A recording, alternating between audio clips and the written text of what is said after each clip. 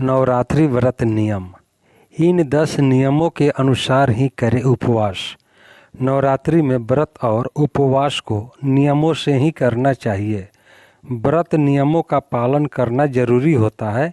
इन 9 दिनों में उपवास में कई लोग खिचड़ी, फलाहार आदि उपवास की चीज़ें खाते हैं।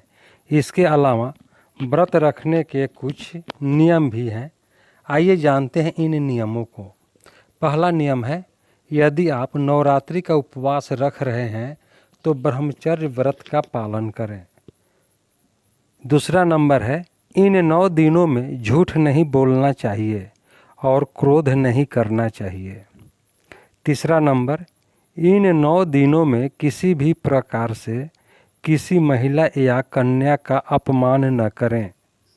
चौथा क्वेश्चन है, इन 9 दिनों में यदि आप उपवास नहीं भी कर रहे हैं तो भी आपको गुटखा, पान, मद्यपान, मांस भक्षण और मसालेदार भोजन नहीं करना चाहिए।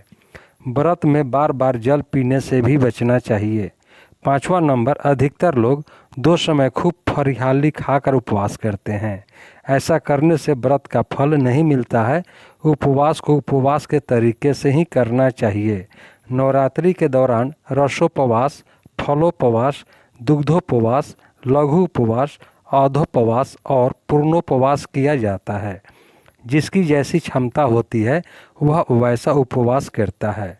छठा नंबर, व्रत में यात्रा, सहवास, वार्ता, भोजन, गाली बकना आदि त्याग कर नियम पूर्वक व्रत रखना चाहिए तो ही उसका फल मिलता है, परंतु कई लोग ऐसा नहीं करते हैं।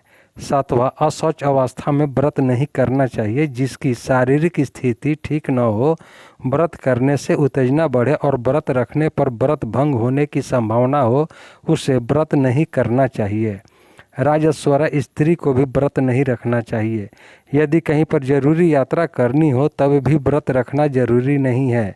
युद्ध के जैसी स्थिति में भी व्रत त्याज्य है। आठवां, माता जी का व्रत रखकर शास्त्र सम्मत विधिवत पूजा अर्चना करना चाहिए। व्रत को बीच में ही तोड़ना नहीं चाहिए। यदि कोई गंभीर बात हो तो ही माता से क्षमा मांगकर ही व्रत तोड़ा जा सकता है। 9 नंबर, अधोपवास अर्थात यदि एक समय भोजन करने का व्रत ले रखा है तो यह भी जानना जरूरी है कि भोजन में क्या खाना और क्या नहीं खाना चाहिए। जैसे नवमी के दिन लौकी नहीं खाते हैं। 10वां, सप्तमी, अष्टमी या नवमी के दिन व्रत का पारण कर रहे हैं तो व्रत का उद्यापन जरूर करें और 9 कन्याओं को भोजन कराकर उन्हें दक्षिणा देना चाहिए, तभी व्रत का फल मिलता है।